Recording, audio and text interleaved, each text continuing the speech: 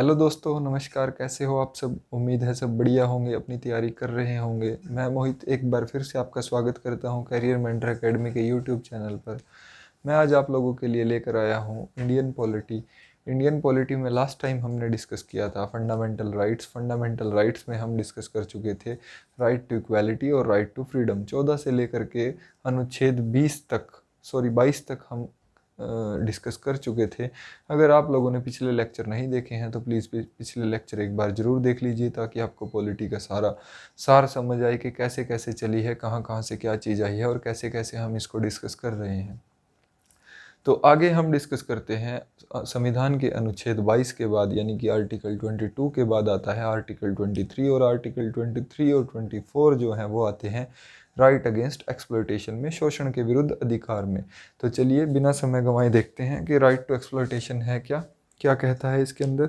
तो यहाँ पर सबसे पहला जो मेरा आता है वो आता है आर्टिकल नंबर 23, संविधान का अनुच्छेद नंबर 23, आर्टिकल नंबर 23। तो आर्टिकल नंबर 23 मुझे क्या बोलता है? आर्टिकल नंबर 23 मुझे बोलता है कि प्रोहिबिशन ऑफ, प्रोहिबिशन मतलब प्रतिबंध लगाना, प्रोहिबिशन ऑफ, पहली trafficking, trafficking in human beings, और सेकंड थिंग बोलता है फोर्स्ड लेबर।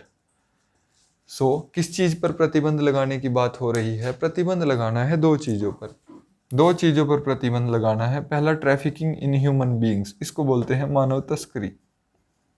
ट्रैफिकिंग मतलब मानव तस्करी। तो देखिए, मानव तस्करी ना हो। मानव तस्करी किस टाइप से होती है? मानव तस्करी कई प्रकार से हो सकती है। छोटे छोटे बच्चों को अगवा कर लेना, उनसे भीख मंगवाना, ठीक है, ये सब होता है। छोटी छोटी लड़कियों को या वुमेन को अगवा कर लेना, प्रोस्टिट्यूशन रैकेट में उनको धकेल देना, या बड़े बड़े जो होते हैं यंग बॉयज़ होते हैं उनको अगवा कर लेना, उनसे ड्रग्स वगैरह के काम कराना, या फिर भीख वगैरह मंगवाना, या उनके ऑर्गन्स को निकाल करके बेच देना। तो ये सब जो होता है वो होता है ह्यूमन ट्रैफिकिंग।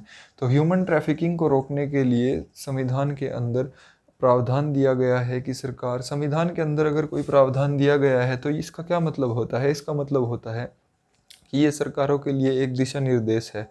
सरकार को इसके ऊपर कानून बनाना पड़ेगा, और सरकार इसके ऊपर कानून बनाएगी, और उस कानून के तहत, उस पर्टिकुलर नियम के तहत कार्रवाई होगी जो भी उसका वायोलेशन करेगा। यानी कि अगर कोई तस्करी के केस में पकड़ा जाता है, मानव तस्करी के केस में, तो उसके ऊपर जो कार्रवाई होगी वो होगी इस कानून को ध्यान में रखते हुए, इस संविधान के अनुच्छेद को ध्यान में रखते हुए जो भी सरकार कानून बनाती है। जैसे कि इसके ऊपर इमोरल ट्रैफिकिंग प्रिवेंशन एक्ट, इस टाइप से अलग अलग कानून बने हुए हैं। इनको आपको ध्यान रखने की कोई ज़रूरत नहीं है, ये जस्ट जनरल नॉलेज के लिए हैं। इमोरल ट्रैफिकिंग प्रिवेंशन एक्ट जो सबसे पहले पास हुआ था 1956 के अंदर।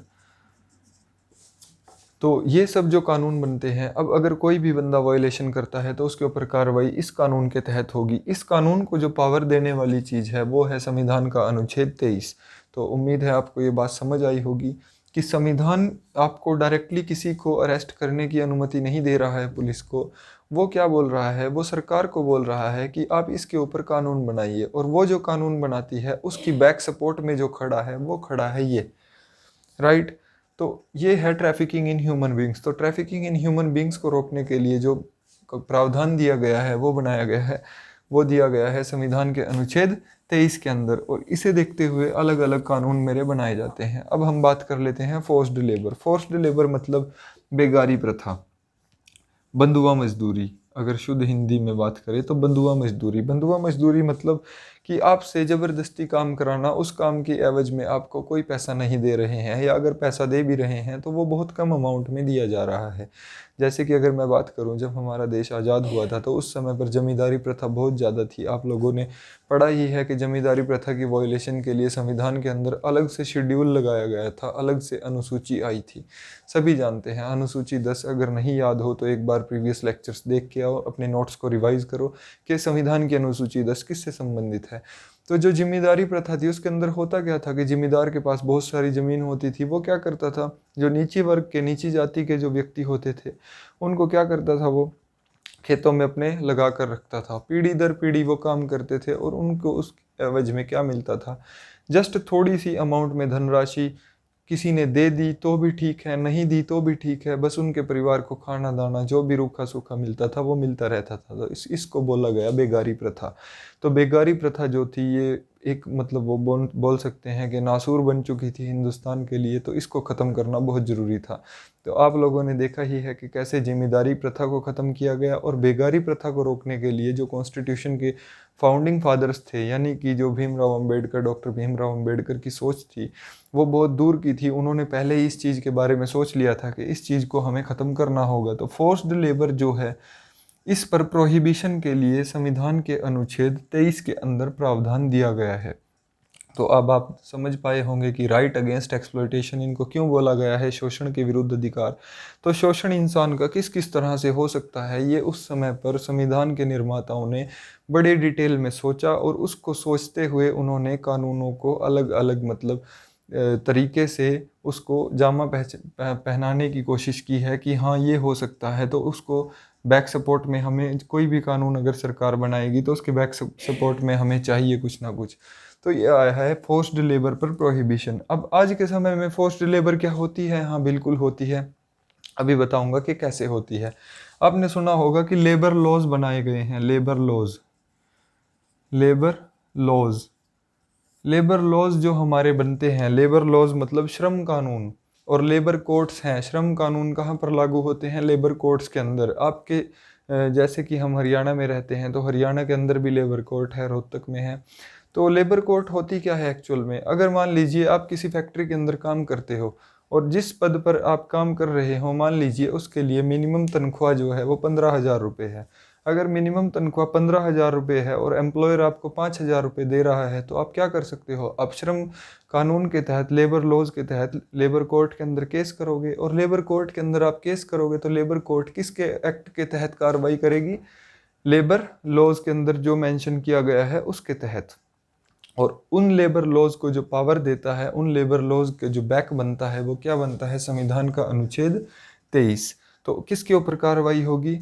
जो एम्प्लॉयर है, यानी कि जिसके अधीन आप काम कर रहे हो। यानी कि अगर कोई आपसे ज़बरदस्ती गुलामी कराना चाहता है और आप पढ़े लिखे हो, आपको नॉलेज है, तो आप उसके विरुद्ध आवाज़ उठा सकते हो। संविधान ने सभी को इतनी शक्ति दी है। सभी इंडिपेंडेंट हैं। सबसे पहले हमने देखा कि सभी बराबर हैं, फिर हमने देखा कि सभी इंडिपेंडेंट है, सभी को आज़ादी है। अब हम देख रहे हैं कि शोषण अगर होता है, कोई भी व्यक्ति अगर आज़ाद है तो आज़ादी का मतलब आज़ादी होता है, उसका शोषण नहीं किया जा सकता। अगर शोषण आपका हो रहा है तो कोई स्वयं से कार्रवाई नहीं करने वाला, आपको क्या करना पड़ेगा? केस करना पड़ेगा, राइट? तो वो कैसे करोगे आप? इन लेबर लॉज के तहत। तो फोर्स्ड लेबर के अंदर डिफरेंट डिफरेंट टाइप से आ जाता है। जैसे देवदासी प्रथा एक होती थी, अगर सुना हो, देवदासी प्रथा होती थी, साउथ के अंदर बहुत ज़्यादा प्रचलित थी कि मंदिरों में अपनी लड़की को दान कर देते थे ब्राह्मणों को, वो मंदिर में सेवा के लिए छोड़ देते थे और वो पूरी ज़िंदगी वैसे ही अपना जीवन व्यतीत करती थी। तो वो सब जो चीज़ें हैं वो उन सब पर बैन लगाने के लिए ये कानून लाए गए। उम्मीद है आपको अच्छे से समझ आया होगा कि संविधान का अनुच्छेद 23 क्या कहता है, किस चीज़ पर प्रतिबंध की बात हो रही है। अब हम बात करते हैं अनुच्छेद नंबर 24 की। अनुच्छेद नंबर 24 मुझे क्या कहता है? अनुच्छेद नंबर 24 मुझे कहता है कि prohibition of employment of prohibition of employment of children in factories etcetera, factories etcetera. तो अब किस पर प्रतिबंध की बात हो रही है? प्रतिबंध की बात हो रही है काम करने पर। किसके काम करने पर? चिल्ड्रन यानी कि बच्चों के। कहाँ? फैक्ट्रीज और एटसेट्रा। ये जो एटसेट्रा वर्ड है ना, ये बड़ा खतरनाक है। एटसेट्रा का मतलब अब मुझे पता तो होना चाहिए कि कहाँ बच्चा काम कर सकता है और कहाँ नहीं कर सकता। तो देखिए हिंदुस्तान के अंदर क्या है, हिंदुस्तान शुरू से ही खेती बाड़ी वाला देश रहा है, कृषि प्रधान देश रहा है। तो यहाँ पर अगर कोई बच्चा, जैसे कि ये बोल रहा है कि prohibition of employment of children in factories etcetera, अब कोई बच्चा अगर अपने खुद के खेत में काम कर रहा है तो इसका मतलब तो ये हुआ कि उसको वहाँ पर भी नहीं करना चाहिए, उसके विरुद्ध तो कार्रवाई हो जाएगी, उसके पेरेंट्स के विरुद्ध जो भी उससे काम करा रहा है। तो यानी कि ये किसके ऊपर छोड़ दिया गया? ये आगे छोड़ दिया गया सरकारों के ऊपर कि वो डिसीजन ले कि क्या सही है क्या गलत है उस समय के अनुसार।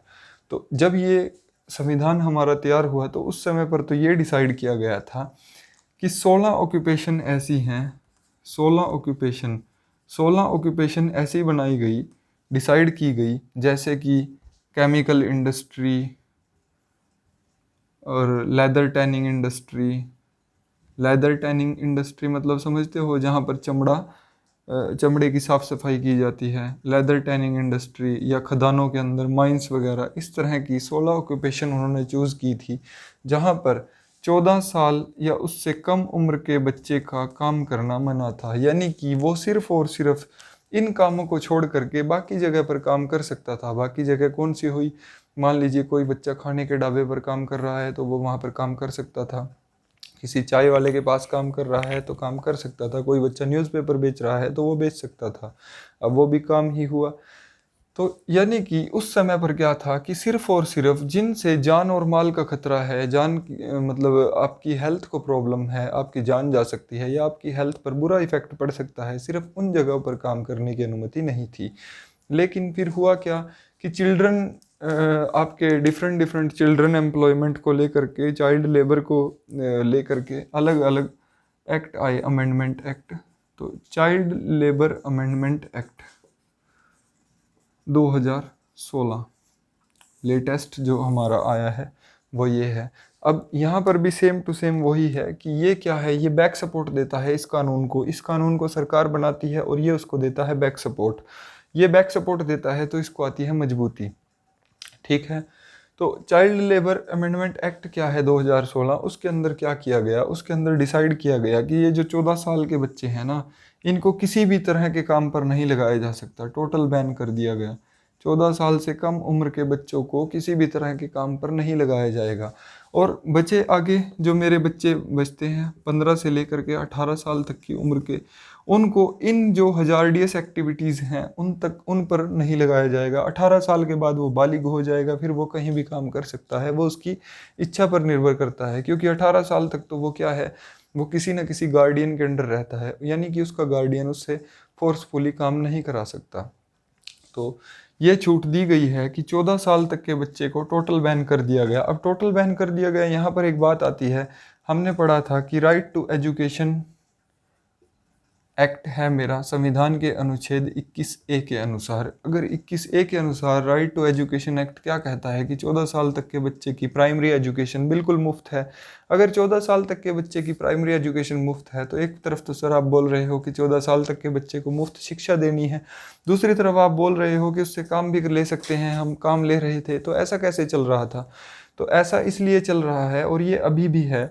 यहाँ पर यह बोला गया कि 14 साल तक के बच्चे से काम नहीं लिया जा सकता, लेकिन वो अपने खुद का अगर उसका काम है, मान लीजिए उसके फादर की चाय की शॉप है और वो वहाँ पर पार्ट टाइम में मतलब चाय बनवा रहा है या साथ में डिस्ट्रीब्यूट कर रहा है, किसी भी टाइप का काम कर रहा है, तो वो काम कर सकता है। लेकिन एक कंडीशन सेटिस्फाई होनी चाहिए कि उसको ये जो एजुकेशन मिलनी है ना, इस एजुकेशन के टाइम से अलग, एजुकेशन के टाइम को निकाल दें, उससे अलग अगर कोई टाइम बचता है तो वहाँ पर वो वर्क कर सकता है।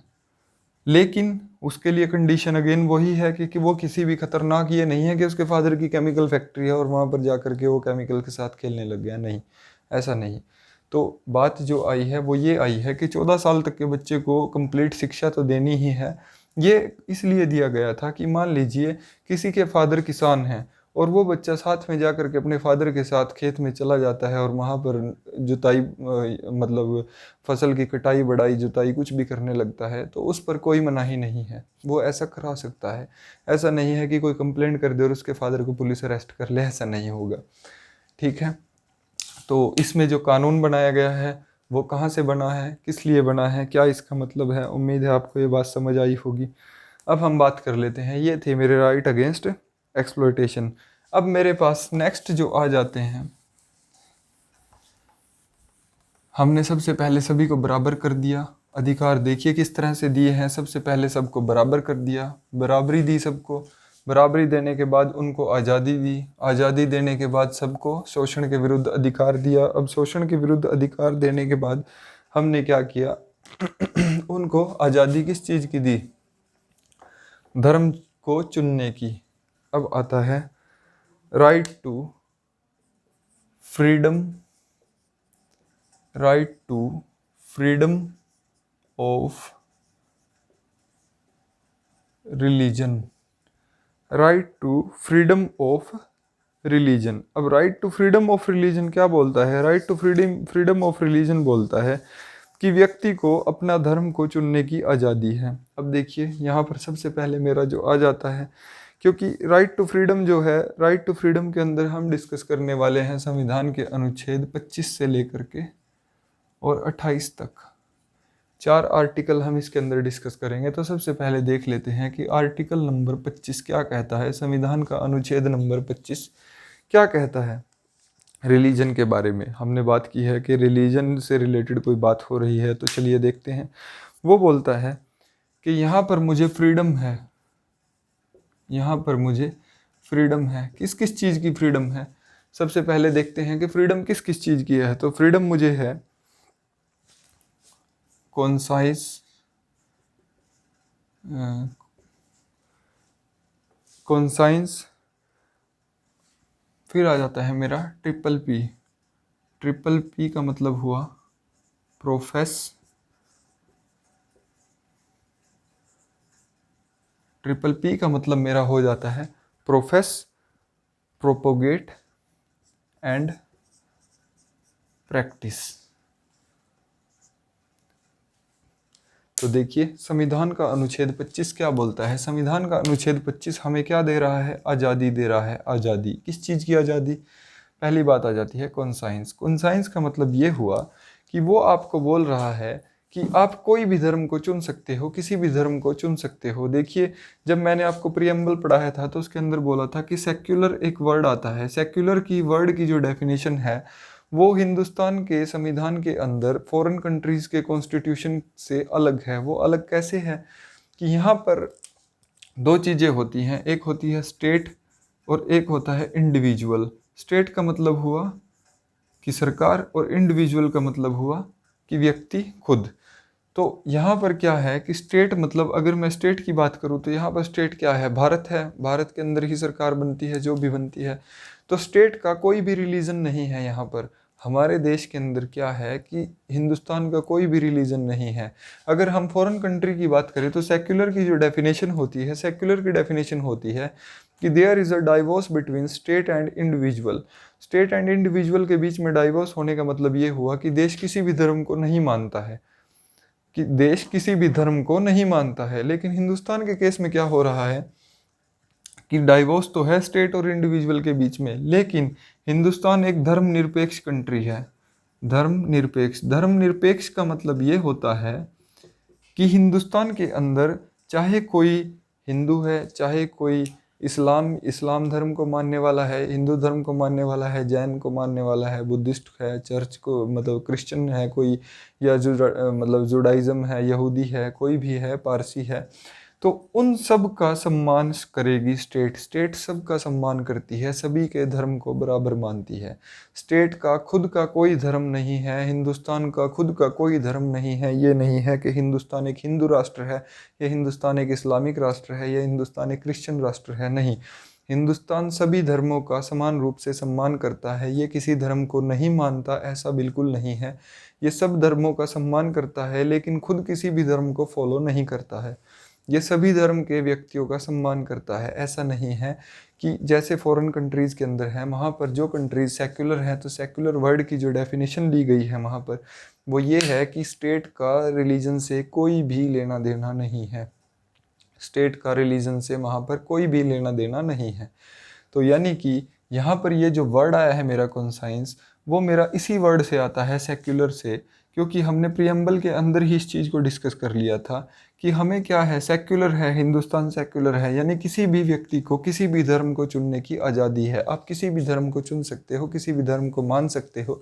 ये आज़ादी आपको देता है संविधान। किस अनुच्छेद के तहत? अनुच्छेद 25 के तहत। अब देखते हैं नेक्स्ट टर्म क्या है। नेक्स्ट टर्म वो बोलता है कि प्रोफेस। प्रोफेस का मतलब आप किसी भी तरह से प्रेयर कर सकते हो, किसी भी तरह से आप अपने धर्म को क्या कर सकते हो, प्रोफेस कर सकते हो। प्रोफेस का मतलब ये हुआ कि आप किसी भी धर्म के विचारों को बखान कर सकते हो, किसी भी धर्म के विचारों की महिमा का गुणगान कर सकते हो।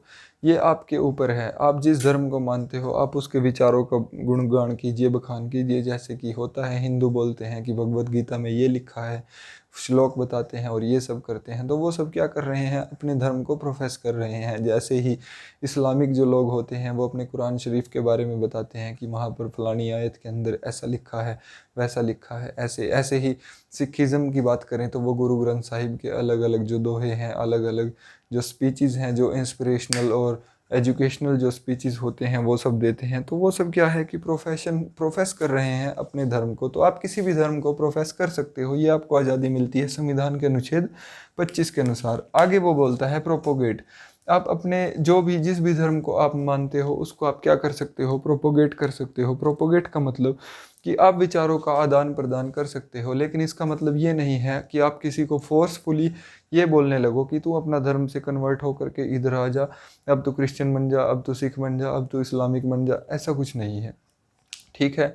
हम किसी को ये नहीं बोलेंगे कि आप, अगर कोई मान लीजिए व्यक्ति ऐसा है जो एक इस्लामिक है और एक व्यक्ति हिंदू है, तो ये फोर्स किया जाए कि वो इस्लाम के से ज़्यादा प्रेरित है तो वो उसको हिंदू को इस्लाम में कन्वर्ट कर ले या इस्लाम को हिंदू में कन्वर्ट कर ले। आपने सुना ही होगा यूपी के अंदर कन्वर्टिज़म का और लव जिहाद का जो मैटर है वो सब इसी पे टिका हुआ है कि आप किसी को भी फोर्स नहीं कर सकते, आप किसी को कन्वर्ट करने के लिए उकसा नहीं सकते। ये आप क्या कर सकते हो, सिर्फ और सिर्फ प्रोपोगेट कर सकते हो अपने धर्म के विचारों को। अगर कोई अपनी इच्छा से हो रहा है तो बात एक अलग है, लेकिन आप किसी को मजबूर नहीं कर सकते। नेक्स्ट आता है प्रैक्टिस। प्रैक्टिस का मतलब ये होता है कि आप अपने धर्म की प्रैक्टिस कहीं पर भी कर सकते हो, लेकिन इसके अंदर एक कंडीशन जुड़ी हुई है। वो कंडीशन ये है कि पब्लिक मोरालिटी, पब्लिक ऑर्डर और आपका हेल्थ, और साथ में आ जाता है कि any other article of part 3। अब पार्ट 3 के अंदर क्या आता है, पार्ट 3 के अंदर तो पूरा का पूरा मेरा फंडामेंटल राइट्स आ जाते हैं। तो यानी कि ये बोलता है कि public order, public morality, public health आपका किसी भी प्रकार से डिस्टर्ब नहीं होना चाहिए। और साथ ही साथ कोई भी ऐसा आर्टिकल जो पार्ट 3 के अंदर मेंशन्ड है, पार्ट 3 के अंदर मेंशन क्या है, सब कुछ मेंशन है। ऐसा नहीं हो कि आपने कोई ऐसा कांड कर दिया अपने धर्म की प्रैक्टिस करने के चक्कर में कि जिससे पब्लिक ऑर्डर ख़राब हो गया। मान लीजिए कि आपने पूरा रोड ब्लॉक कर दिया कि हम आज झांकी निकालेंगे, और आपने पूरा का पूरा रोड ब्लॉक कर दिया। अब पूरा रोड आपने ब्लॉक कर दिया तो उस पूरे रोड के अंदर हो सकता है कि पता नहीं कितनी एम्बुलेंसेस फंसी हों, कितने ऐसे व्यक्ति हों जिनको बड़ी इंपॉर्टेंट मीटिंग्स में जाना हो, या कुछ भी हो सकता है, आर्मी के व्हीकल फंसे हो सकते हैं, कुछ भी हो सकता है। तो आप अगर कुछ भी ऐसा करोगे तो आपको ऐसा करने की बिल्कुल सख्त मनाही दी गई है।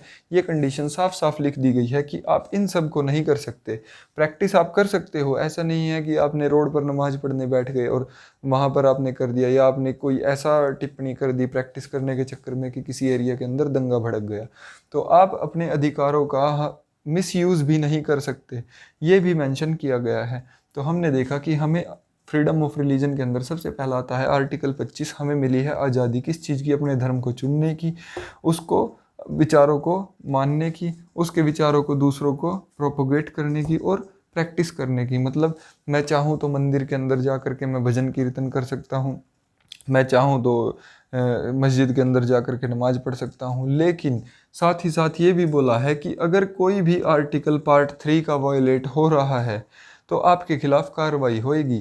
कार्रवाई होएगी, कैसे होएगी? मान लीजिए कि आप मंदिर में भजन करने बैठ गए, मंदिर में आपने भजन के नाम पर ऊंची ऊंची आवाज़ में शोर करना शुरू कर दिया और आपने पूरे मोहल्ले को डिस्टर्ब करके रखा हुआ है। तो अगर आपकी कोई कंप्लेंट करता है तो हो क्या रहा है कि आप किसी की भी प्राइवेसी का हनन कर रहे हो। आप राइट टू फ्रीडम का, जो व्यक्ति की राइट टू फ्रीडम है और राइट टू इक्वालिटी है, आप उनको वॉयलेट कर रहे हो। एक बच्चा है, मान लीजिए उसका पेपर है, और आपने इधर पूरा डीजे बजाना शुरू कर दिया, ये वो पूरे भजन पूरे ललकारे। तो उससे हो क्या रहा है, उस बच्चे का तो नुकसान हो रहा है। उसकी अपनी इंडिविजुअल फ्रीडम है, आप भजन कीजिए, कीर्तन कीजिए, नाचिए गाइए, जो मर्जी करिए, लेकिन मंदिर के प्रांगण तक रखिए ना। उससे बाहर आप दूसरों की अगर सुख चैन को डिस्टर्ब करोगे तो फिर ना ना ना, ऐसा नहीं चलेगा। उम्मीद है आपको ये बात समझ आई होगी कि संविधान का अनुच्छेद 25 क्या कहता है, किस तरह की फ्रीडम हमें देता है, सेक्युलर क्या होता है। मैंने आपको सेक्युलरिज्म के माध्यम से समझाने की कोशिश की है। और भाई इतने डिटेल में कोई नहीं समझाएगा, ये टॉपर मटेरियल है, इतनी आसानी से आपको मिलने वाला नहीं है। नेक्स्ट आ जाता है हमारा संविधान का अनुच्छेद नंबर 26। तो संविधान का अनुच्छेद नंबर 26 मुझे क्या कहता है। अभी हमने देखा कि हमने धर्म को चुन लिया, अब वो बोलता है freedom of manage religious affairs. अब रिलीजियस अफेयर्स को मैनेज करने की परमिशन मुझे देता है संविधान का अनुच्छेद 26। अब संविधान का अनुच्छेद 26 अगर मुझे right freedom of manage religious freedom to आएगा, वो नहीं, freedom to manage religious affairs अगर मुझे दे रहा है, तो इसका मतलब क्या हुआ कि मैं अपने धर्म के अंदर जो भी मेरे थिंग्स हैं, उनको रिलीजियस थिंग्स हैं, रिलीजियस अफेयर्स का मतलब एडमिनिस्ट्रेशन, उसको मैं क्या कर सकता हूँ, मैनेज कर सकता हूँ। अब मैं मैनेज कैसे कर सकता हूँ, मैनेज मैं ऐसे कर सकता हूँ कि मैं कोई भी इंस्टीट्यूशन सेटअप कर सकता हूँ, रिलीजियस इंस्टीट्यूशन,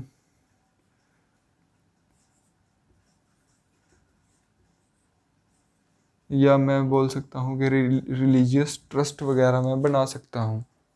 अब इसके अंदर होगा क्या कि आपने कोई इंस्टीट्यूशन या रिलीजियस ट्रस्ट बना दी, ये सब क्या कर रही है, ये सब चैरिटी के लिए काम कर रही है। आपने देखा भी होगा जैसे गुरुद्वारा वगैरह में होता है कि कार सेवा वगैरह की जाती है, वो सब चीज़ें क्या होती हैं, अलग अलग ट्रस्टीज़ बनाई जाती हैं। जैसे हिंदू धर्म के अंदर भी होता है, डिफरेंट डिफरेंट ट्रस्टीज़ हैं।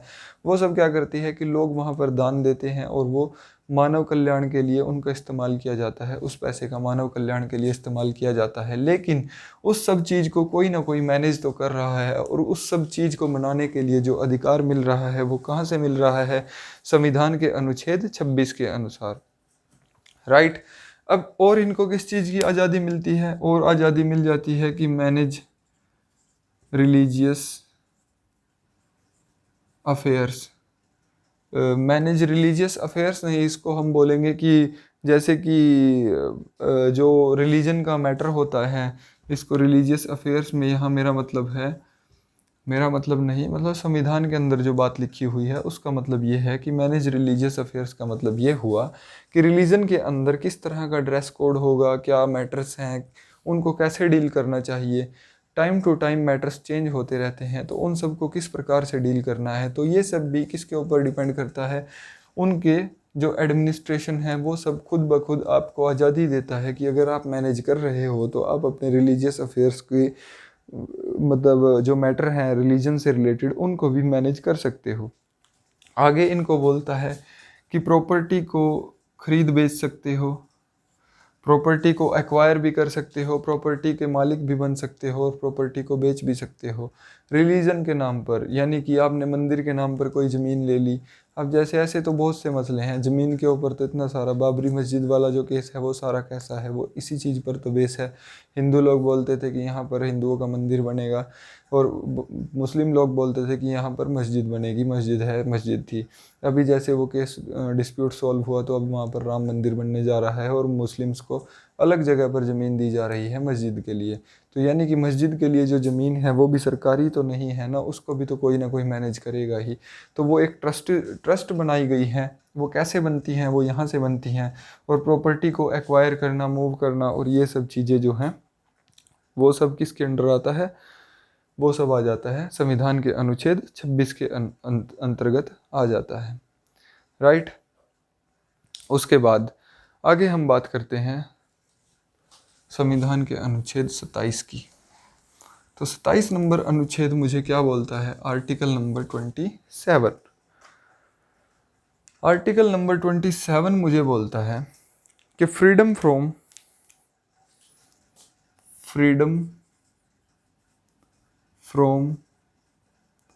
किस चीज़ से फ्रीडम, टैक्सेशन, फ्रीडम फ्रॉम किससे? टैक्सेशन से। Freedom from taxation of religion. Freedom from taxation of religion. अब टैक्सेशन ऑफ रिलीजन से मतलब क्या हुआ कि मान लीजिए आपके पास कोई प्रॉपर्टी होती है तो आप क्या करते हो, उसके ऊपर टैक्स पे करते हो। आपके पास अगर कोई प्रॉपर्टी है तो आप उसके लिए टैक्स देते हो। आप अगर कुछ भी कमाई करते हो तो आप उसके लिए क्या करते हो, टैक्स देते हो, राइट। तो यहाँ पर क्या हो रहा है कि आप अगर कहीं पर भी जाते हो, किसी भी धर्म के नाम पर आपसे टैक्स की वसूली नहीं की जा सकती। जैसे कि आपने कोई भी अगर सामान परचेज किया तो आप क्या करते हो, उसके ऊपर जीएसटी देते हो। तो यहाँ पर क्या बोल रहा है कि किसी भी धर्म के नाम पर आपसे किसी भी प्रकार का टैक्स नहीं वसूला जा सकता। Freedom from taxation of religion या प्रमोशन ऑफ रिलीजन, तो वहाँ पर यही बात बोल रहा है कि आपको टैक्स नहीं लिया जा सकता, किसी भी धर्म के नाम पर आपसे टैक्स नहीं लिया जा सकता। अगर आपसे धर्म के नाम पर टैक्स नहीं लिया जा सकता तो फिर सवाल ये उठता है कि मंदिरों में जाते हैं, वहाँ पर वो जो चंदे की पर्ची कटती है तो फिर वो क्या है, तो फिर वो जो होती है उसको बोला जाता है फीस। और वो जो फीस है वो आपसे चार्ज की जाती है for other purposes like cleaning and other facility जो आपको अवेलेबल कराई जाती है। वो आपसे टैक्स किसी प्रकार का नहीं लिया जाता। तो जो फीस है वो क्या होती है, इसमें एक्सक्लूडेड होती है, वो इसके अंदर इंक्लूड नहीं की जाती। फ़ीस की लेने की छूट है। हो सकता है कहीं फ़ीस ज़्यादा है, कहीं फ़ीस कम है। तो ये सब तो डिफरेंट डिफरेंट जगह पर डिपेंड करता है, क्योंकि वो वहाँ के एडमिनिस्ट्रेशन पर डिपेंड करता है कि वो आपको कैसी सुविधाएं दे रहे हैं। लेकिन मुझे संविधान का अनुच्छेद बोलता है कि अगर मुझसे कोई टैक्सेशन मांगता है धर्म के नाम पर तो no no no no no no taxation, किसी भी प्रकार का आप टैक्स नहीं लगा सकते। ठीक है, हाँ फीस लेने की छूट दी गई है। ठीक है, आगे आता है मेरा 28 नंबर। 28 नंबर मुझे बोलता है, 28 नंबर मुझे बोलता है कि फ्रीडम। अब देखिए आप सब में फ्रीडम मिल रही है, यहाँ पर फ्रीडम मिल रही है। फ्रीडम फ्रॉम किस चीज़ की freedom? Attending religious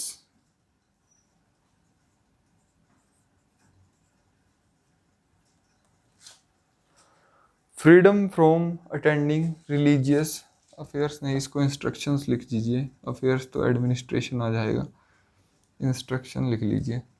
freedom from attending religious instructions.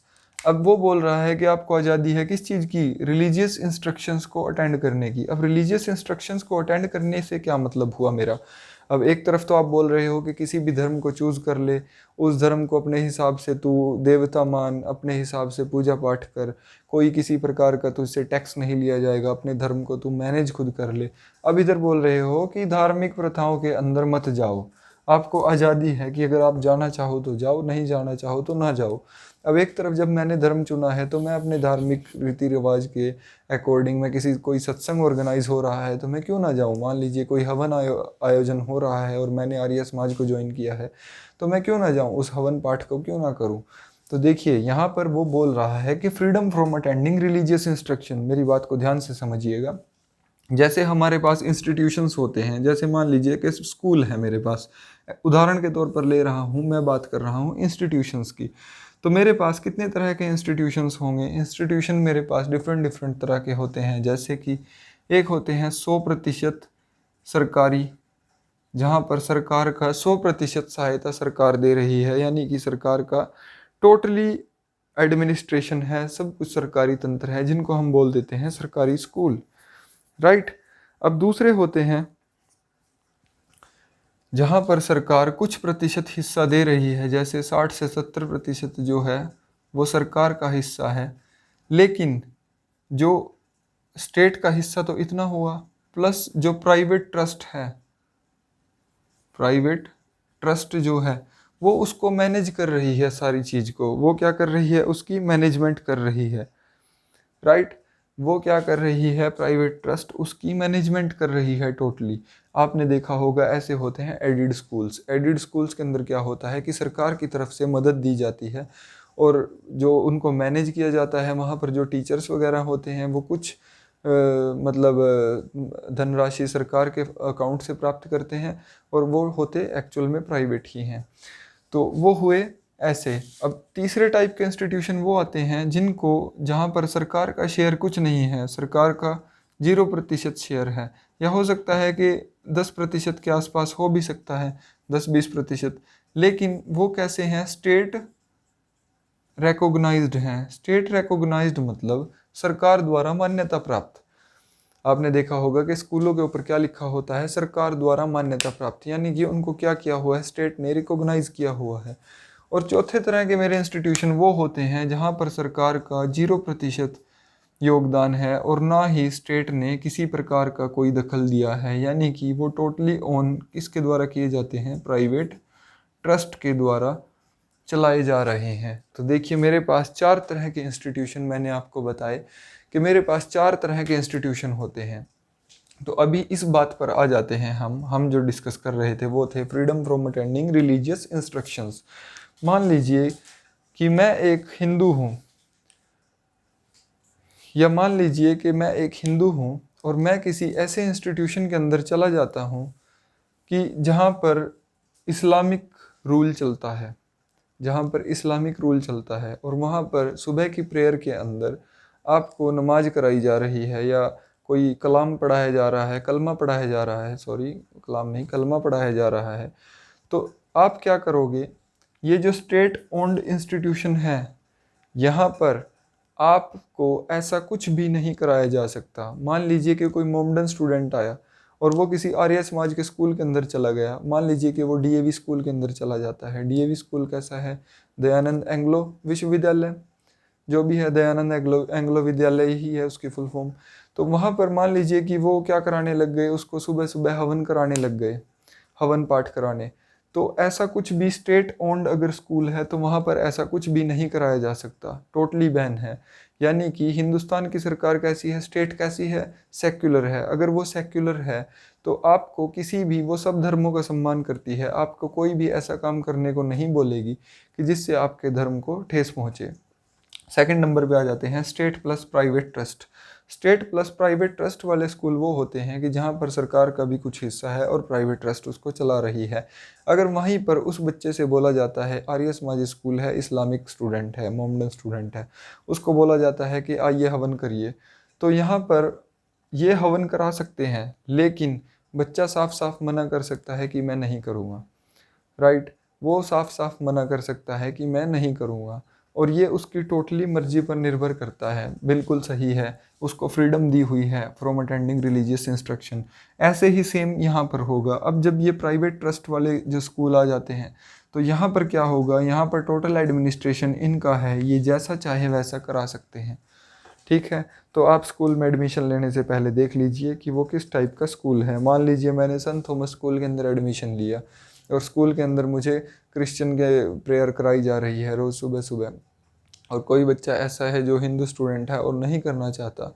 अगर वो एक प्राइवेट इंस्टीट्यूशन है, टोटली प्राइवेट ओन्ड है, तो फिर वो उसके एडमिनिस्ट्रेशन के ऊपर डिपेंड करता है, वो चाहे तो उसको उस चीज़ के लिए फोर्स भी कर सकता है। राइट, लेकिन ऐसा किया नहीं जाना चाहिए और करना नहीं चाहिए, क्योंकि फ्रीडम दी हुई है हमें अटेंडिंग रिलीजियस इंस्ट्रक्शंस। लेकिन प्राइवेट ट्रस्ट प्राइवेट ओन्ड है, स्टेट ओन्ड या स्टेट रिकॉग्नाइज्ड जो हैं वो ऐसा बिल्कुल नहीं करा सकते। तो उम्मीद है आपको ये बात समझ आई होगी कि हो क्या रहा है, कैसे कैसे मुझे फ्रीडम दी गई है। अब ये तो था मेरा right to freedom of religion. Right to freedom of religion हमारा यहाँ पर क्या होता है? ख़त्म होता है। अब नेक्स्ट 2 आर्टिकल और आ जाते हैं, वो आ जाते हैं cultural and educational, cultural and educational rights. और कल्चरल एंड एजुकेशनल राइट्स के अंदर जो मेरा आता है वो आता है अनुच्छेद 29 और 30, अनुच्छेद नंबर 29 और 30।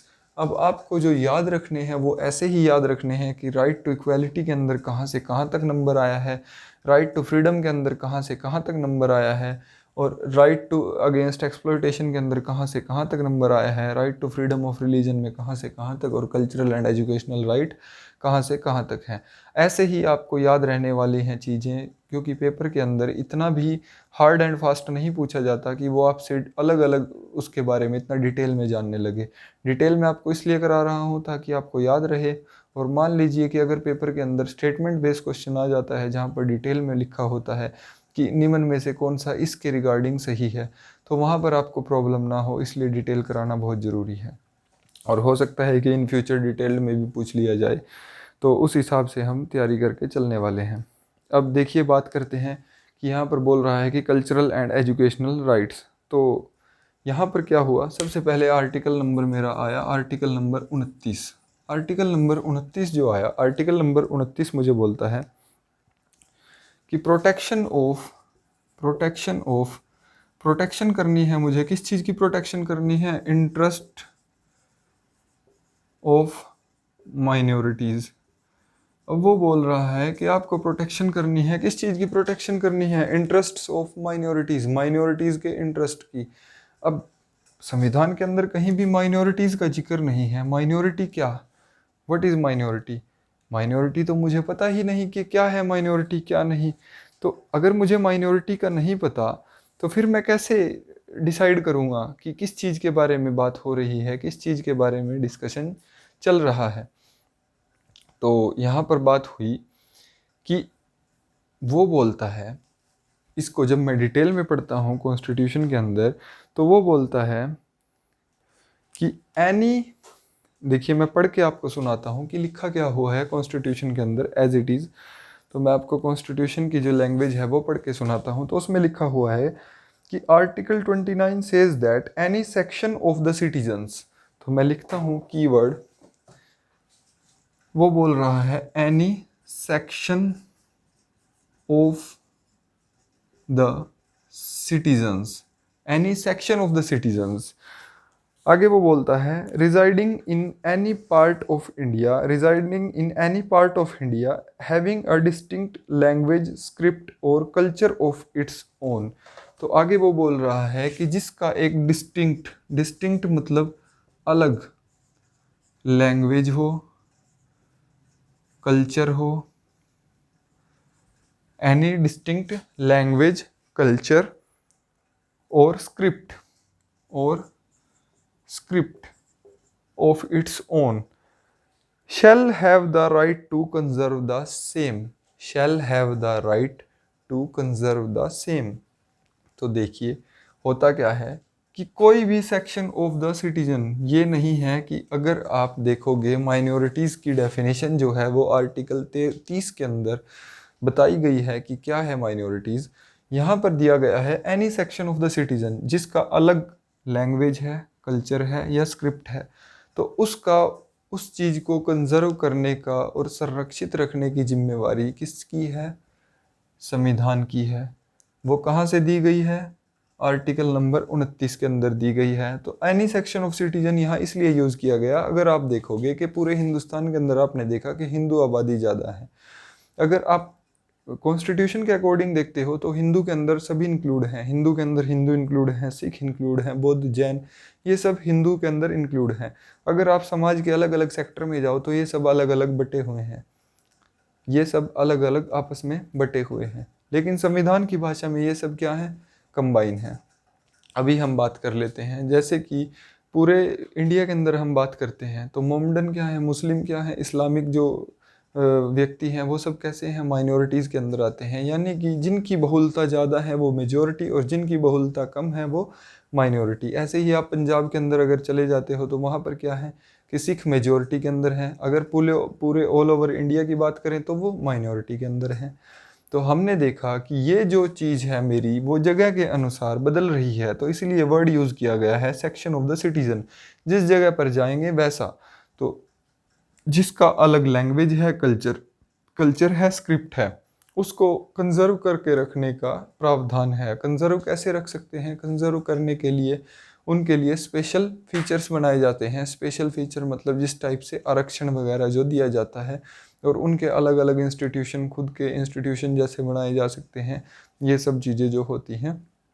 तो वो होता है कि उस एक प्रजाति को संरक्षित रखने के लिए, ठीक है। तो अलग अलग प्रजाति के लिए ये अलग अलग है। जैसे झारखंड के अंदर आप देखोगे कि आपको मिल जाएंगे शेड्यूल्ड ट्राइब्स वगैरह, जो मेनली तो होता है ये शेड्यूल्ड ट्राइब्स के लिए, जो अलग अलग जनजातियां हैं वो कहीं विलुप्त ना हो जाएं, तो उनका जो कल्चर है उस सब को संरक्षित रखने के लिए, जैसे नागालैंड के अंदर नागा ट्राइब है, ऐसे अलग अलग ट्राइब्स के लिए ये चीज़ें बनाई गई हैं। तो उनके इंटरेस्ट को, माइनॉरिटीज़ के इंटरेस्ट को आपको क्या करना है, प्रोटेक्ट करना है। और प्रोटेक्ट कौन करेगा, प्रोटेक्ट कौन करने वाला है, प्रोटेक्ट करने वाला है गवर्नमेंट, प्रोटेक्ट करने वाली है गवर्नमेंट। और अगर वॉयलेट हो रहा है तो कहाँ जाएगा बंदा, वो भी आगे डिस्कस करेंगे, संविधान के अंदर उसका भी प्रावधान है। तो हमने देखा कि यहाँ पर क्या है, आर्टिकल नंबर 29 मुझे ग्रांट क्या करता है कि लिंग्विस्टिक माइनॉरिटीज़, यानी कि लैंग्वेज के अकॉर्डिंग अगर कोई माइनॉरिटी में है या कोई रिलीजियस माइनॉरिटीज़ में है या जैसे भी है, तो उसका क्या करना है, इंटरेस्ट को हमें सेव करना है। अब बात कर लेते हैं अनुच्छेद 30 की, आर्टिकल नंबर 30। तो आर्टिकल नंबर 30 मुझे बोलता है, आर्टिकल नंबर 30 मुझे बोलता है कि मुझे अब प्रोटेक्शन नहीं करनी है। प्रोटेक्शन तो मैंने कर ली, अब मैं क्या कर रहा हूँ, अब मैं इनको दे रहा हूँ राइट।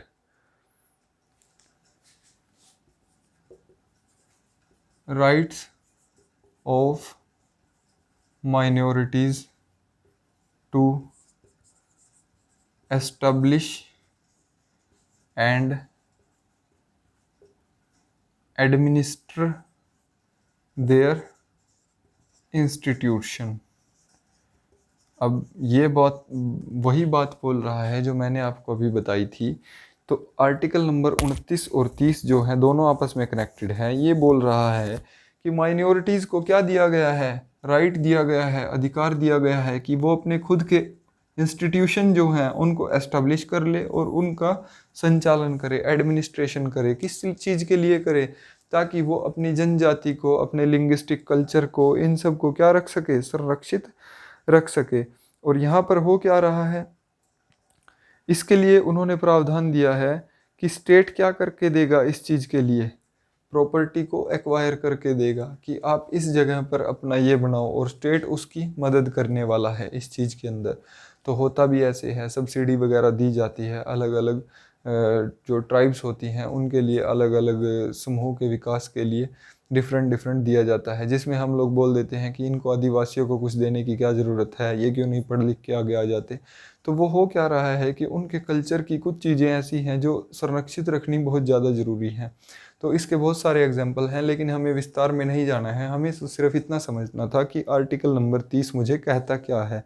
तो आर्टिकल नंबर 30 के अंदर अगेन वही बात आ जाती है कि वो अपने एजुकेशनल इंस्टीट्यूट सेटअप करेंगे। तो एजुकेशनल इंस्टीट्यूट डिफरेंट डिफरेंट तरीके के हो सकते हैं। कुछ होते हैं जो सरकारी मदद, पूर्णतया सरकारी मदद पर चल रहे हैं, किसी को थोड़ी सरकारी मदद में काम चल रहा है, और कुछ ऐसे होंगे जिनको सरकारी मदद चाहिए ही नहीं, राइट। तो आपको उम्मीद है बात समझ आई होगी। तो आपने देखा कि 12 नंबर से हम शुरू हुए थे और हमने 30 नंबर तक कंटिन्यूली कर लिया। अब हम बात करते हैं कि संविधान का अनुच्छेद नंबर 31। तो आर्टिकल नंबर 31 ये है नहीं, ये था, पास्ट में बात आ गई, ये मेरा हुआ करता था। राइट टू प्रॉपर्टी, संपत्ति का अधिकार, जिसको संविधान के 44वें कॉन्स्टिट्यूशनल अमेंडमेंट एक्ट के तहत 1978 में हटा दिया गया। अब ये फंडामेंटल राइट नहीं रहा, अब इसकी स्थिति जो है वो है एज अ लीगल राइट। ये लीगल राइट है। अब लीगल राइट और फंडामेंटल राइट के अंदर क्या डिफरेंस होता है ये भी मैं आपको अभी बताने वाला हूँ। तो फिलहाल के लिए बस इतना नोट रखिए कि आर्टिकल 31 हमारे लिए इम्पोर्टेंट नहीं है। ये इम्पोर्टेंट सिर्फ इसलिए है कि ये क्या होता था और अब इसका स्टेटस क्या हुआ। अब ये आर्टिकल 31A नहीं रहा, जब ये लीगल राइट बना तो अब इसको रखा गया है आर्टिकल 300A। इतना आप नोट रखिएगा। वीडियो पॉज कीजिए और इसको नोट कीजिए कि ये वैल्यूज़ मैंने क्या बताई हैं और कब इसको रिमूव किया गया था। तो अभी हम बात करते हैं संविधान का मोस्ट इम्पोर्टेंट आर्टिकल वो है article number 32।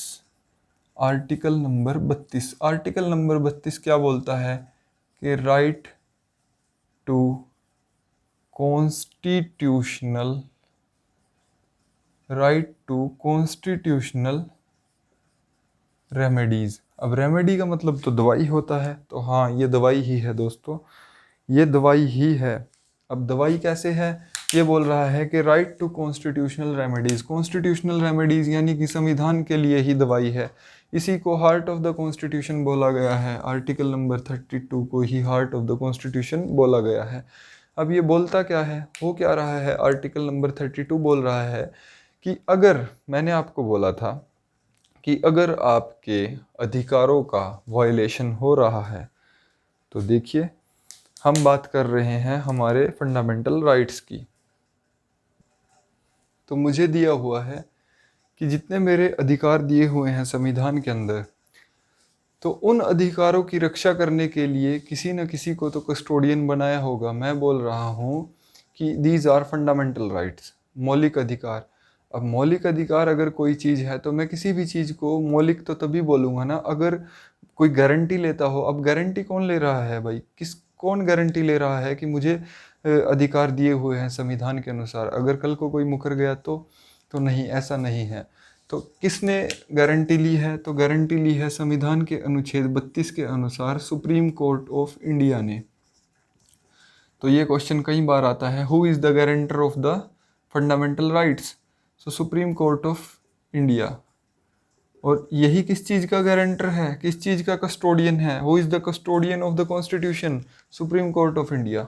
And supreme court of India is the guarantor of the fundamental right. अब आपने बोल दिया सर कि सुप्रीम कोर्ट जो है वो फंडामेंटल राइट का गारंटर है। अब गारंटर है कैसे, वो भी तो समझाओ। गारंटर ऐसे है कि अगर आपका कोई भी राइट्स, किसी भी फंडामेंटल राइट का, फंडामेंटल राइट को शॉर्ट में लिख देते हैं एफआर, एफआर का अगर वॉयलेशन होता है, अगर वॉयलेशन होता है तो क्या होगा, संविधान के अनुच्छेद 32 के अनुसार आप डायरेक्टली कहाँ चले जाओगे, सुप्रीम कोर्ट ऑफ इंडिया में। सुप्रीम कोर्ट ऑफ इंडिया में जब आप जाओगे तो सुप्रीम कोर्ट ऑफ इंडिया क्या करेगा, सुप्रीम कोर्ट ऑफ इंडिया करेगा रिट्स को इशू, दवाई देगा। दवाई, दवाई क्या है, दवाई है रिट, इनको बोलते हैं हम रिट्स, अलग अलग रिट लगा देना, रिट। तो रिट कितनी तरह की मेरे पास रिट हैं, उनको देख लेते हैं। 5 तरह की मेरे पास रिट लगती हैं। अब वो पांचों रिट कौन सी हैं, इनको बड़े ध्यान से समझ लेना, क्वेश्चन यहाँ से बहुत बार आता है। पहली है हैबियस कॉर्पस, ये जितने मैं नाम लिख रहा हूँ सब के सब कैसे हैं, लेटिन वर्ड हैं, लेटिन वर्ड। हर एक का मतलब बताऊँगा, हिंदी समझाऊँगा, ध्यान से सुनिएगा, ध्यान से समझिएगा। पहली बात है, इनको बोलते हैं रिट, और रिट को इशू करता है सुप्रीम कोर्ट ऑफ इंडिया संविधान के अनुच्छेद 32 के अनुसार। सबसे पहली रिट होती है हैबियस कॉर्पस, सेकंड होती है मैंडेमस, सेकंड होती है मैंडेमस, थर्ड मेरे पास होती है सर्शरी, फोर्थ होती है मेरे पास प्रोहिबिशन, प्रोहिबिशन, फिफ्थ होती है मेरे पास quo warranto, quo warranto, QUO warranto, WARRANTO warranto. अब इनके मतलब देखिए ध्यान से। सबसे पहला है हैबियस कॉर्पस। हैबियस कॉर्पस बोलता है मुझे to have the body of, to have the body of, Hindi में इसका नाम है बंदी प्रत्यक्षीकरण, बंदी प्रत्यक्षीकरण। बंदी प्रत्यक्षीकरण, यहाँ से साफ साफ आपको पता चल रहा है कि जो भी आपका बंदी है उसको प्रत्यक्ष रूप से मेरे पास लेकर के आओ। ये बोल रहा है to have the body of. मान लीजिए आपने पता होगा, सुना होगा इस बात को कि अगर आपको कोई अरेस्ट कर लेता है, भगवान न करे ऐसी कभी नौबत आए, मान लीजिए आपको पुलिस अरेस्ट करने आ जाती है, आपको अरेस्ट करती है, तो आपको ये अधिकार गिवन है वो आपको पूछने का कि आप मुझे किस जुर्म के अंदर अरेस्ट कर रहे हो, पहली बात। दूसरी बात, अगर वो आपको अरेस्ट करती है तो 24 घंटे के अंदर अंदर मजिस्ट्रेट के सामने पेश करना होता है, और अगर वो मजिस्ट्रेट के सामने पेश नहीं करते हैं तो फिर आपके पास अधिकार बचता है, आप डायरेक्टली चले जाओगे सुप्रीम कोर्ट संविधान के अनुच्छेद 32 के अनुसार। और फिर क्या होगा, लगेगा हैबीज कर्प्स। हैबीज कर्प्स का मतलब वो बोलेगा कि बंदी प्रत्यक्षीकरण, to have the body of, वो कमांड देंगे ऊपर से कि मेरे सामने प्रस्तुत करो, जिंदा या मुर्दा जहाँ भी है मुझे नहीं पता, मेरे सामने लेकर के आओ। तो फिर आपको क्या करना पड़ेगा, मजबूरन कोर्ट के सामने पुलिस को पेश करना पड़ेगा। और अगर पुलिस के पास कोई एविडेंस नहीं है तो आपको कोर्ट बाइज्जत रिहा कर देगा। तो ये होता है रिट हैबीज कॉर्पस। तो ये किसके लिए लागू की जाती है, आपको पता होना चाहिए। ये लगेगी किस केस के अंदर, ये लगेगी किस केस के अंदर, प्रिजनर के अंदर। अगर आपको प्रिजन में रख लिया जाता है, यानी कि ये हम बोल सकते हैं किसी भी एग्जीक्यूटिव के खिलाफ जारी करेगा। एग्जीक्यूटिव मतलब कि कोई भी सरकारी तंत्र का एडमिनिस्ट्रेटिव ऑफिसर जो होगा, पुलिस अधिकारी जो होंगे, उनको इशू की जाएगी। सुप्रीम कोर्ट इशू करेगा डायरेक्टली डीजीपी को, डीजीपी आगे फॉरवर्ड करेगा एसपी को, ऐसे। नेक्स्ट आ जाता है मैंडेमस। मैंडेमस जो होता है, मैंडेमस क्या बोलता है, मैंडेमस मुझे बोलता है that we command, we command.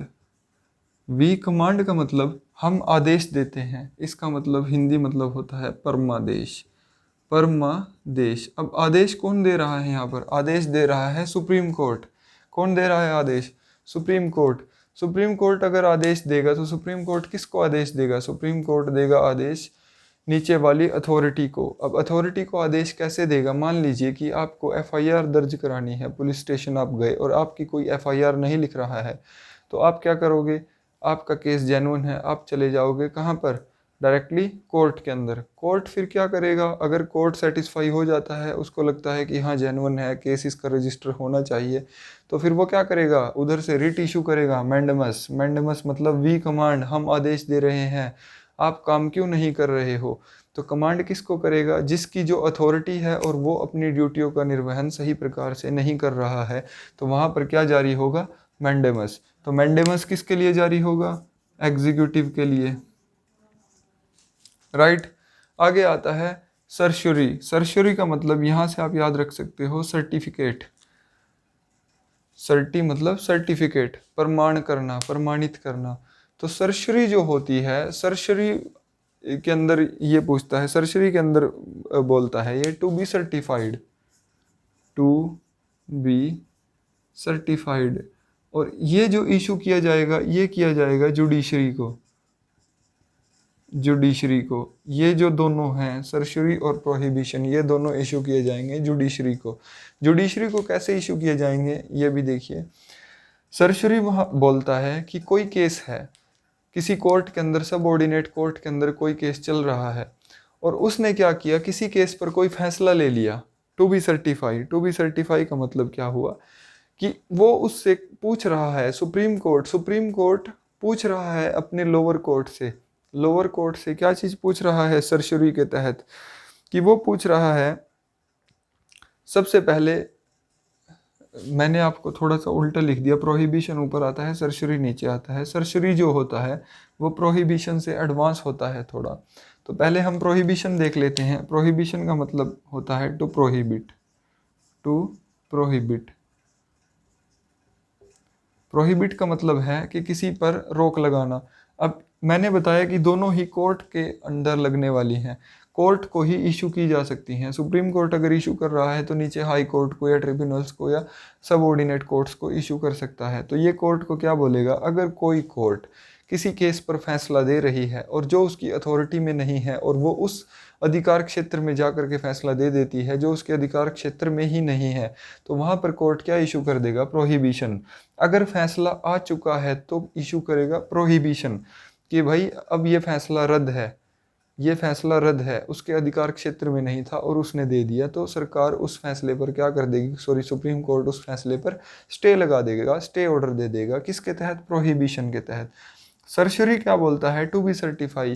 अगर उस केस पर अभी फैसला नहीं आया है, उस केस पर अभी फैसला नहीं आया है, अभी वो विचाराधीन है, लेकिन कोर्ट अपने दायरे से बाहर जा कर के काम कर रही है, तो सुप्रीम कोर्ट उसको बोल देगा कि अपना सर्टिफिकेट दिखाइए, किस सर्टिफिकेट के तहत आप ये काम कर रहे हो, आपको इस चीज़ की अनुमति नहीं है, आप ऐसा कीजिए, ये जो केस है इसको मेरे पास ट्रांसफ़र कर दीजिए। तो हमने देखा कि ये वाली जो रिट है ये इससे एक स्टेप क्या है, एडवांस है। सरसरी क्या है, एक स्टेप एडवांस है। किससे? प्रोहिबिशन से। प्रोहिबिशन के अंदर तो उसने ऑर्डर पर स्टे लगाई थी, यहाँ पर वो बोल रहा है कि ये आपके अधिकार क्षेत्र के बस की बात नहीं है, आप इसको उठा करके केस को इमीडिएटली ट्रांसफ़र कर दीजिए जो भी बचा हुआ है। तो हमने देखा कि सरसरी जो मेरी है वो कैसी है, प्रिवेंटिव तो है ही, ये तो क्या थी, प्रिवेंटिव थी, इसने तो कुछ गलत होने से सिर्फ बचाया। ये क्या कर रही है, उस गलत होने को रोक तो रही है, साथ ही साथ क्योर भी कर रही है, केस को भी उठा करके अपने पास ले लिया। तो हमने देखा कि ये दो कितनी इंपॉर्टेंट है, और ये किसके खिलाफ इशू की जाती हैं, जुडिशरी के खिलाफ। अब ये आ जाता है क्वो वारंटो। वारंटो से आप याद रख सकते हो वारंट। अब यहाँ पर इसका मतलब होता है by what authority, by what authority, authority या warrant, by what warrant. Warrant जो होता है, आप आज भी आपने सुना होगा वारंट ऑफिसर नाम की एक पोस्ट होती है, तो वो सब क्या होते हैं, ये अथॉरिटी होती है ऑफिशियली। सो क्वो वारंटो जो है ये पूछता है कि बाय वट अथॉरिटी और बाय वट वारंट, ये किसके लिए इशू किया जाएगा, ये इशू किया जाएगा किसी भी एग्जीक्यूटिव के लिए, किसी भी एग्जीक्यूटिव के लिए। अब इसका मैं मतलब आपको बताता हूँ। मतलब ये हुआ कि किसी ऑफिस के अंदर अगर कोई पोस्ट है और वहाँ पर आकर के कोई बैठ जाता है ज़बरदस्ती, जो उस पोस्ट के लायक ही नहीं है, जिसका उस पद पर चयन ही नहीं हुआ है, और वो उस पद पर आकर के बैठ जाता है, तो फिर कोर्ट के अंदर रिट लगेगी, court supreme court sorry writ issue करेगा। वो रिट इशू करेगा क्वो वारंटो, वो उससे पूछेगा बाय वट अथॉरिटी, किस अधिकार से आप यहाँ पर बैठे हो, आप अपना वारंट दिखाइए, मतलब अपना पर्चा दिखाइए कि आप किस अधिकार से यहाँ पर बैठे हो। तो आपने देखा कि ये जो रिट है वो किस तरह की रिट है, ये इस तरह की रिट है जो कि किसी भी पद का बचाव कर रही है, किसी भी ऐसे व्यक्ति से जो कि उस पद के योग्य ही नहीं है, उस पर अवैध कब्जे को रोक रही है। एक किस्म से हम बोल सकते हैं कि किसी भी सरकारी पद को अवैध कब्जे से रोक रही है। और इस रिट की एक ख़ास बात यह है कि इसमें वो ही व्यक्ति इस रिट को नहीं लगा सकता जो कि पीड़ित है, कोई भी व्यक्ति इस रिट को लगा सकता है। आप भी इस रिट को लगा सकते हो। मान लीजिए आपने देखा कि आपके ज़िले का एसडीएम जो है वो उस कुर्सी पर कोई बंदा आकर के बैठ जाता है, वो बोलता है कि मैं यहाँ का एसडीएम हूँ, तो और आप लोगों को इस बात का शक है कि ये व्यक्ति एसडीएम नहीं है, ये फर्जी एसडीएम बन करके घूम रहा है, फर्जी एसडीएम बन करके बैठा है, और आप क्या कर सकते हो, उसके खिलाफ क्या कर सकते हो, सुप्रीम कोर्ट में केस कर सकते हो। आप डायरेक्टली जाओगे सुप्रीम कोर्ट में, आर्टिकल 32 के तहत सुप्रीम कोर्ट को आपकी बात जेन्युइन लगेगी तो वो रिट इशू करेगा। रिट इशू कौन सी करेगा, वो वारंट हो, वो उससे पूछ लेगा बाय वट अथॉरिटी, किस अधिकार से आप यहाँ पर बैठे हो। अगर वो अधिकार दिखा देता है तो ठीक है, अगर अधिकार नहीं दिखा पाए तो उस पर कार्रवाई बनेगी। राइट। तो ये मेरी 5 प्रकार की रिट हैं जिनसे क्या होता है, कॉन्स्टिट्यूशनल रेमेडी जिनको बोलते हैं, जिनसे आपके फंडामेंटल राइट्स जो हैं वो क्या होते हैं, मजबूत होते हैं, मैंडेटरी हो जाते हैं। राइट। अब हम बात करने वाले हैं कि रिट्स जो होती हैं उनको हमने देखा कि कौन कौन किस किस को इशू की जा सकती हैं, जुडिशरी को, एग्जीक्यूटिव को, इंडिविजुअल को, ये सब। तो अब हम देखने वाले हैं कि ये जो मेरी रिट्स हैं इनको कौन कौन इशू कर सकता है, इनको कौन कौन इशू कर सकता है। तो ये बात बड़े ध्यान से देखिएगा। तो रिट्स जो मेरी होती हैं, कोर्ट इशू करेंगे उनको। 2 कोर्ट अपने पास हैं, supreme court of India and high court of states. States के हाई कोर्ट ऐसे डिवाइड कर लेते हैं। तो देखिए सुप्रीम कोर्ट ऑफ इंडिया जो है, सुप्रीम कोर्ट ऑफ इंडिया जो रिट इशू करेगा वो रिट इशू करता है संविधान के अनुच्छेद किसके अनुसार, 32 के अनुसार, आर्टिकल 32 के अनुसार, और ये इशू करता है आर्टिकल 226 के अनुसार। आर्टिकल 32 के अनुसार जो रिट इशू की जाएगी वो किस चीज़ की प्रोटेक्शन करती है, सिर्फ और सिर्फ फंडामेंटल राइट्स की। और ये जो रिट इशू की जाएगी ये fundamental rights and other rights also, यानी कि अदर राइट्स आल्सो का मतलब ये हुआ कि फंडामेंटल राइट के अलावा और जो आपके लीगल राइट्स हैं उनकी भी ये रक्षा कर रहा है। तो यानी कि मेरी जो पावर हुई रिट के मामले में वो किसकी ज़्यादा होगी, हाई कोर्ट की ज़्यादा होगी as compare to supreme court. Supreme court सिर्फ और सिर्फ फंडामेंटल राइट से रिलेटेड रिट पर ही डील करेगा, हाई कोर्ट फंडामेंटल राइट से रिलेटेड रिट पर तो डील करेगा ही, जो दूसरी रिट मेरी होती हैं उन पर भी डायरेक्टली डील कर सकता है, डायरेक्टली डील करेगा, राइट। तो हमने देखा कि यहाँ पर हाई कोर्ट की पावर रिट के मसले में सुप्रीम कोर्ट से ज़्यादा होती है। इस बात को ध्यान रखिएगा, क्वेश्चन पूछा जा सकता है। उम्मीद है आपको ये बातें समझ आई होंगी, रिट्स सारी समझ आ गई होंगी, कैसे कैसे इनको अप्लाई किया जाता है, क्यों होता है। अब रिट्स के बारे में मैं आपको एक बात बताने वाला हूँ, कोई नहीं बताएगा कि ये क्या होता है। जो मेरी जितनी भी रिट्स हैं, रिट्स आर ऑफ प्रीरेगोटिव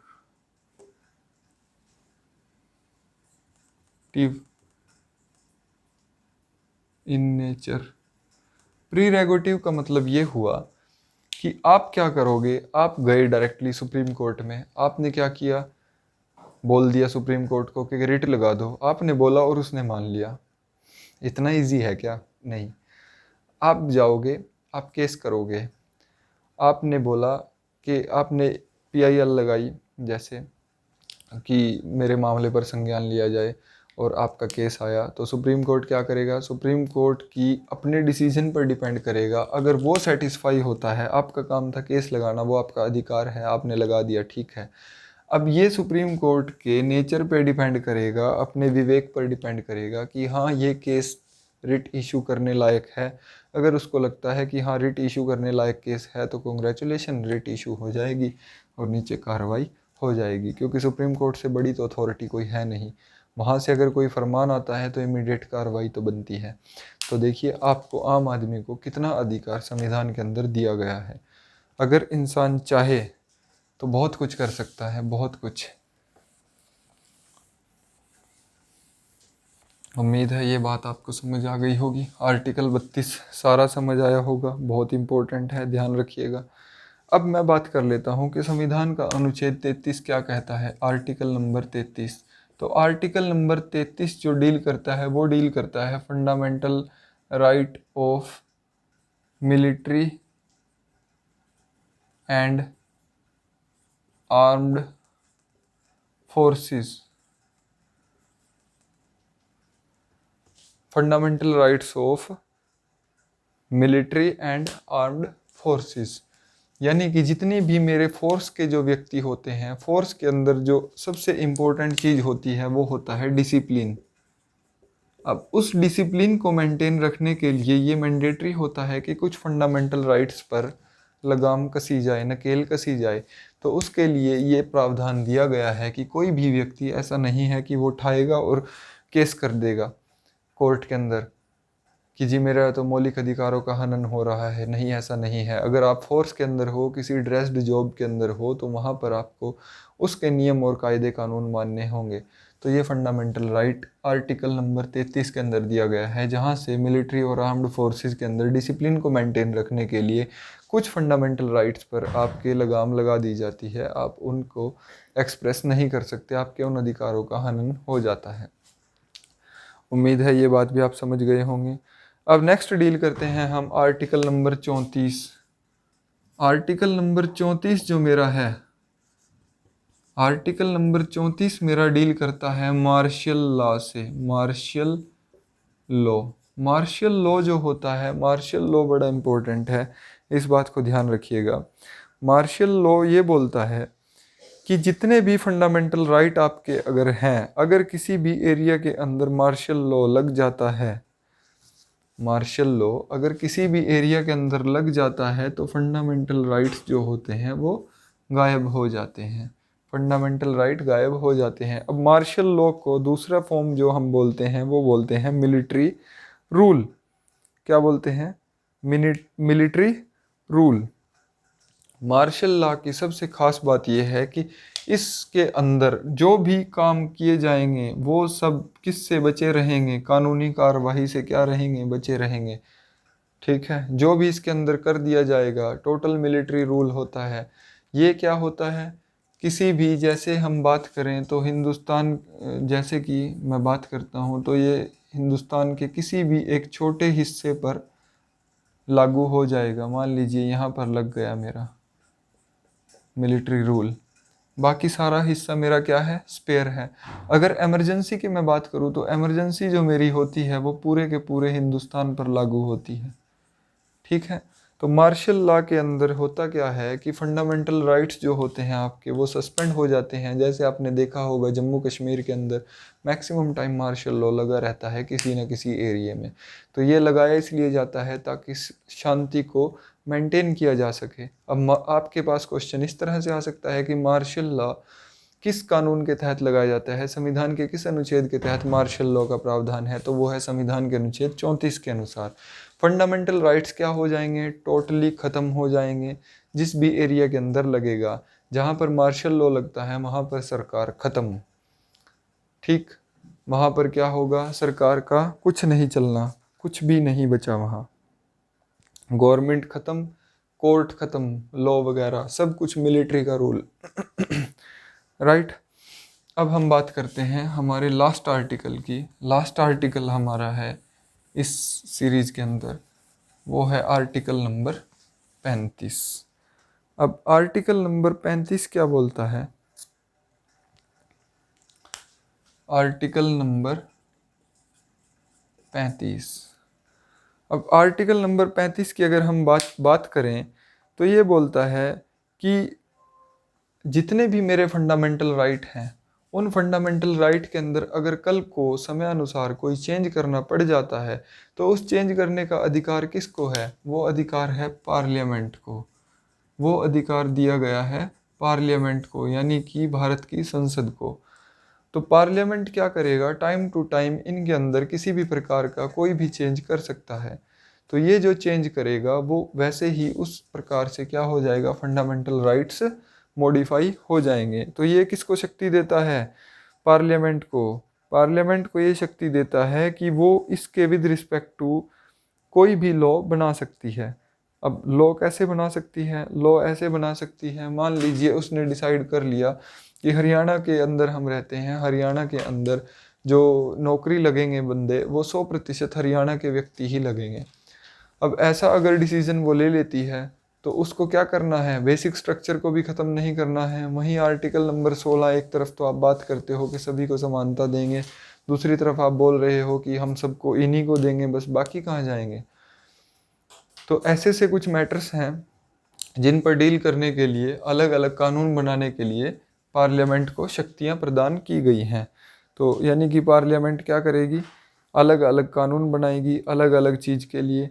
तो उस सब की जो शक्तियां प्रदान करी गई हैं वो की गई हैं संविधान के अनुच्छेद 35 के अनुसार। यानी कि 35 जो है वो क्या करता है, पार्लियामेंट का दायरा बढ़ा देता है किसी भी स्पेसिफाइड मैटर पर किसी भी कानून को बनाने के लिए, किसी भी लॉ को बनाने के लिए इसका दायरा बढ़ा देता है। लेकिन केशवानंदा भारती केस के अंदर ये बात हमेशा ध्यान रखना, केशवानंदा भारती केस के अंदर 1900 यहाँ पर ये डिसाइड कर दिया गया था कि संविधान के अंदर कोई भी चेंज कीजिए लेकिन बेसिक स्ट्रक्चर डॉक्ट्रिन का प्रिंसिपल आया था यहाँ से, संविधान का जो बेसिक स्ट्रक्चर है उसके साथ किसी प्रकार की कोई छेड़छाड़ नहीं होनी चाहिए। और फंडामेंटल राइट्स के अंदर अगर किसी भी प्रकार की छेड़छाड़ करते हैं तो वो बेसिक स्ट्रक्चर डॉक्ट्रिन को चेंज कर देगा। इसीलिए संविधान के जो फंडामेंटल राइट्स हैं उनमें अभी तक सिर्फ और सिर्फ एक बार मॉडिफिकेशन हुई है।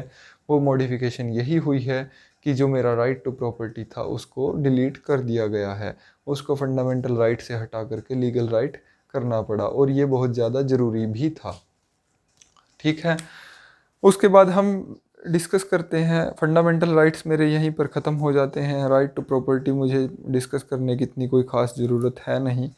तो अभी मैं आपको कुछ एक और लाइन ध्यान रखिएगा कि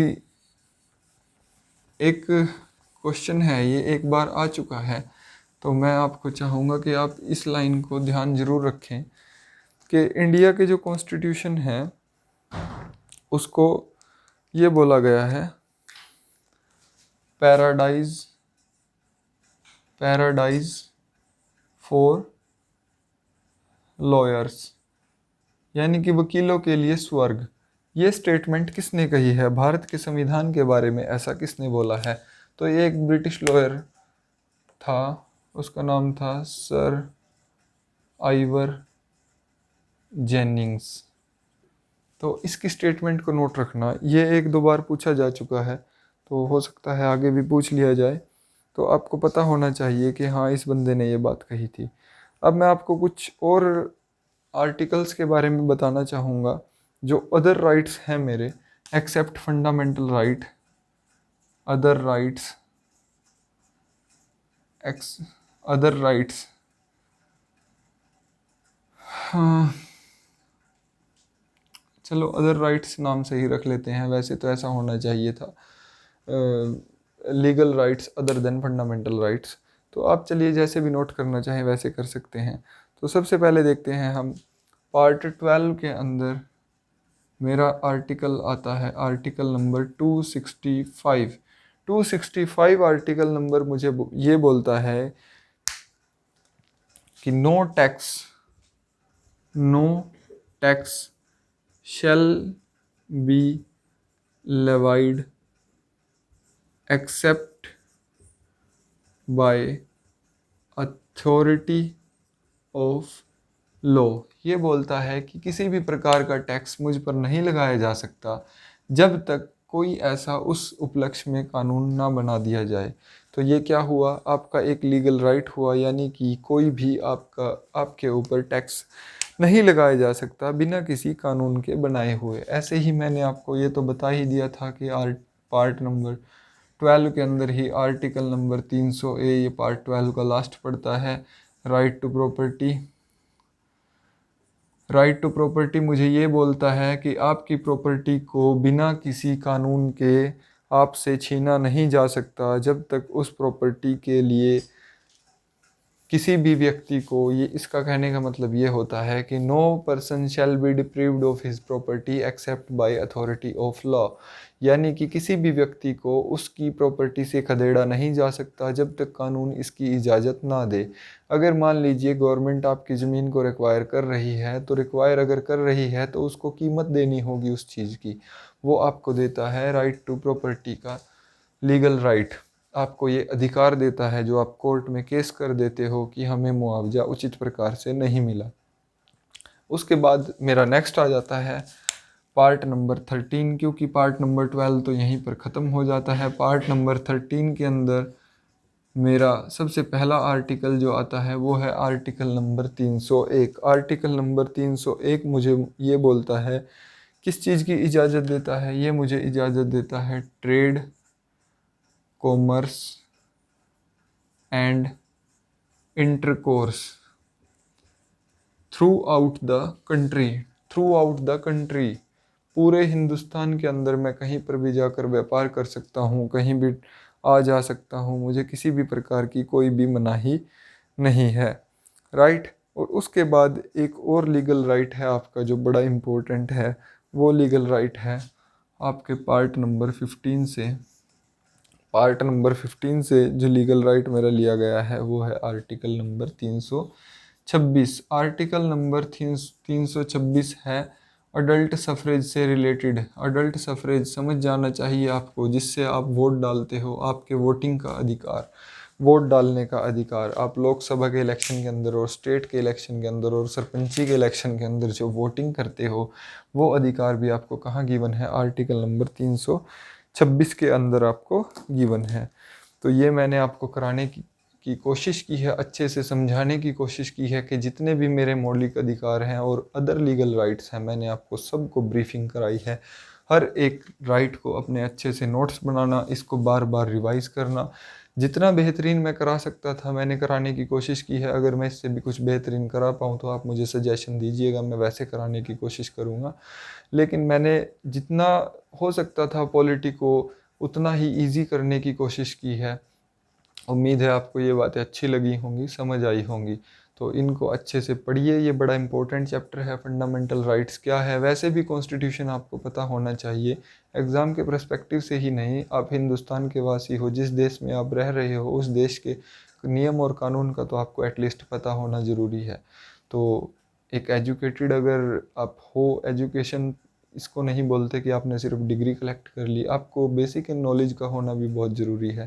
कंपटीशन आपको बेसिक नॉलेज ही मांगता है, वो कोई आपसे पीएचडी नहीं मांगता किसी सब्जेक्ट के ऊपर। वो चाहता है कि एक बच्चा मेरे पास ऐसा आए जिसको हर चीज़ की मोटी मोटी जानकारी हो। तो हर चीज़ की जानकारी होने के लिए आपको चीज़ों के बारे में पता होना बहुत ज़रूरी है। तो उम्मीद है लेक्चर आपको अच्छा लगा होगा, वीडियो अच्छा लगा होगा। अगर वीडियो अच्छा लगा है तो लाइक ज़रूर कीजिए, अपने फ्रेंड्स के साथ शेयर ज़रूर कीजिए। धन्यवाद। अगर अगली वीडियो आपको देखनी है तो प्लीज़ पिछली वीडियो को कंटिन्यूली ज़रूर देख करके आना, क्योंकि नेक्स्ट वीडियो के अंदर हम डिस्कस करने वाले हैं directive principle of state policy. और directive principle of state policy जब मैं कराऊंगा तब मैं फंडामेंटल राइट्स का और DPSP directive principle of state policies के बीच का डिफरेंस आपको समझाऊंगा। तो आप प्लीज़ जो मेरी फंडामेंटल राइट्स से रिलेटेड दो वीडियो हैं दोनों को अच्छे से देख लेना, तब जा कर के डीपीएसपी आपको अच्छे से समझ आएंगे। तब तक के लिए आप अपने नोट्स बनाइए, तैयारी करते रहिए।